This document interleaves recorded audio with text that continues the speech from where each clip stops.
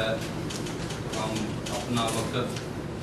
ज़ाया किए बगैर, क्योंकि शाह साहिब वक्त की बहुत पाबंदी फरमाते हैं, तो मैं तिलावत के लिए दरख्वास्त करता हूँ कारी गुलाम मुस्तफ़ा साहिब से कि वो अल्लाह की पाक कलाम से तिलावत फरमाएं।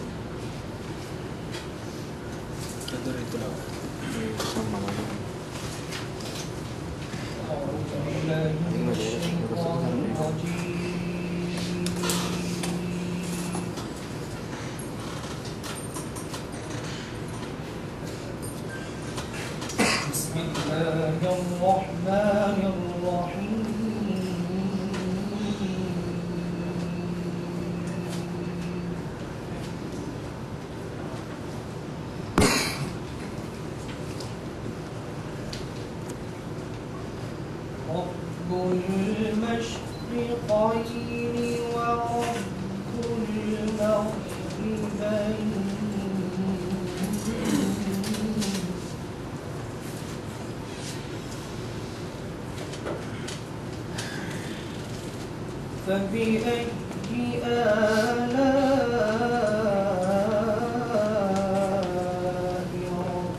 ربكما تكذبان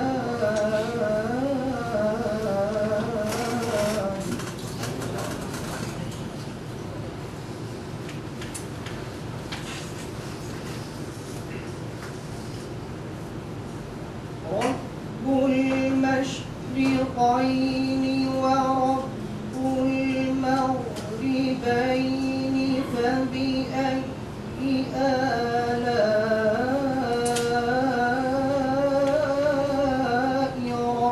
ربكما تكذبان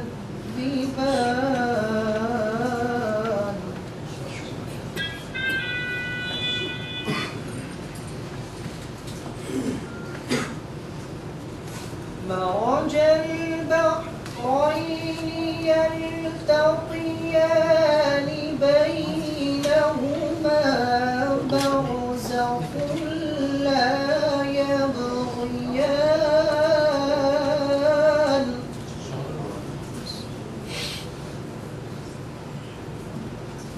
فبأي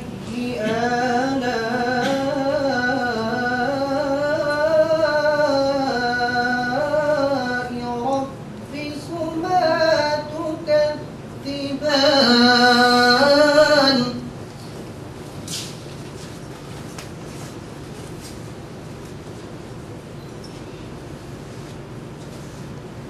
يخرج منهما اللؤلؤ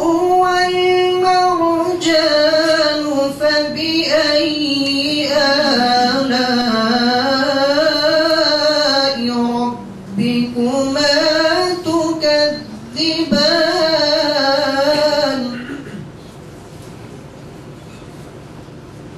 وله الجوار المنشآت في البحر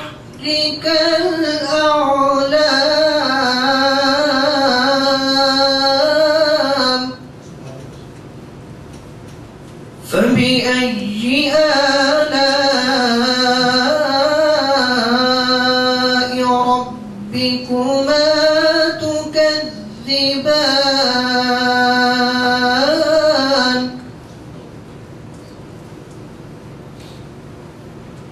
كل من عليها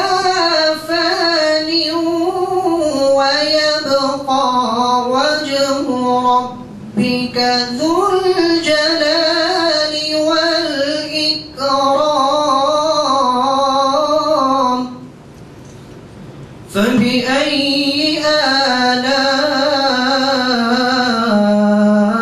آلاء ربكما تكذبان صدق الله العلي العظيم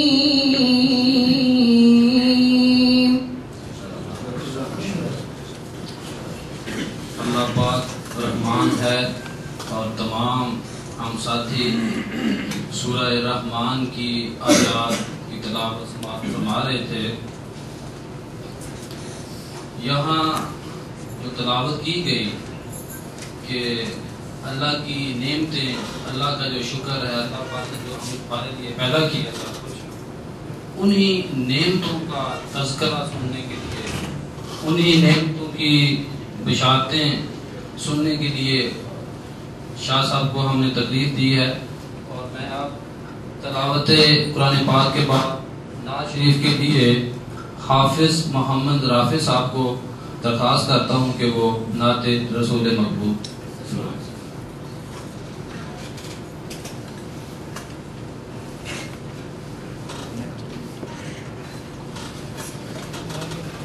خوشبو ہے تو عالم میں تیری ہے گل چیلا، خوشبو